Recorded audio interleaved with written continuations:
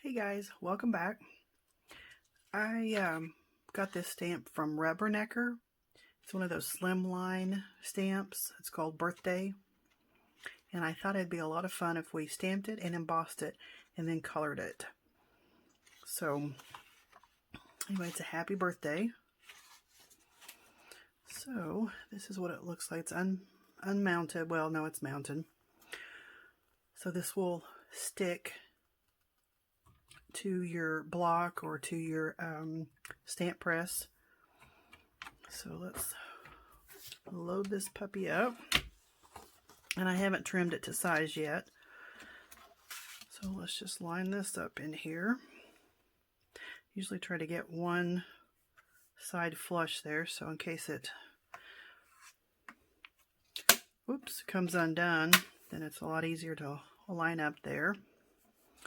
All right, goes this way. Let's line this up here. And like I said, we'll have to trim a little bit of it off.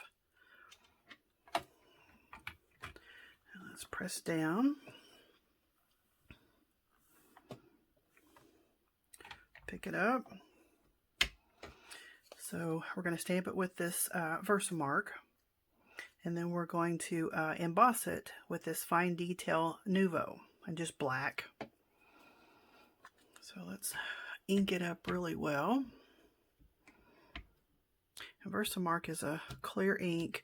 Mine may come out with a little black on it because I didn't clean my stamps and then stamped it with this, but it's fine. But it's a sticky ink, and it stays sticky for a while. So that way you'll have time to get your embossing powder on there. All right, let's see if this is good enough.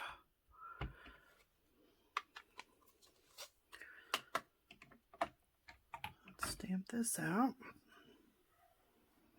So if you guys got into the slimline cards yet, I'm just starting to. I think they're a lot of fun, you know, something different. That's what it's all about, something different. Rub it over pretty good. Let's see. You can't really see it too well on there. Maybe just a little bit, because it is clear. But I'm going to do it one more time, just so I can make sure I've got everything inked up well.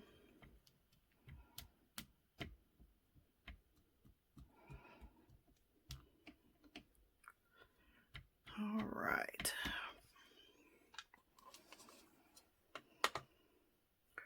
Nothing moved, so go back right over the top. Press it down really well. Make sure we make good contact.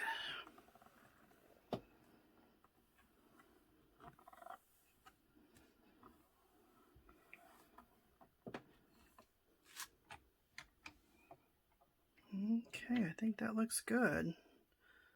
All right, let's get our embossing powder.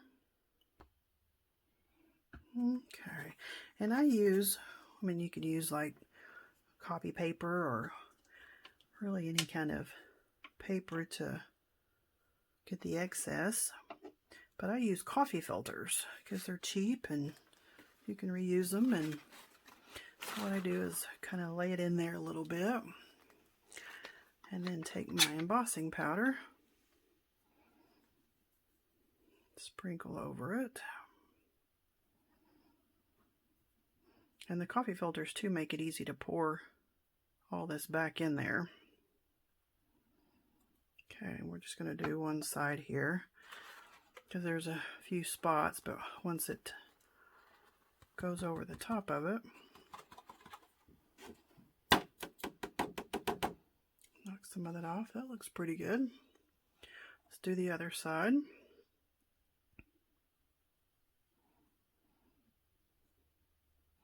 Now the powder is just sitting on there. So if you get it in a spot where you don't like it, you could take a little paintbrush or something and wipe it away. Oh, this looks nice. I'm loving this stamp. But if you Like I said, it's going to stay like this unless you touch it. But if you wipe it away, that's what's going to happen until you heat set it. So let's put a little more over here and fix my boo-boo.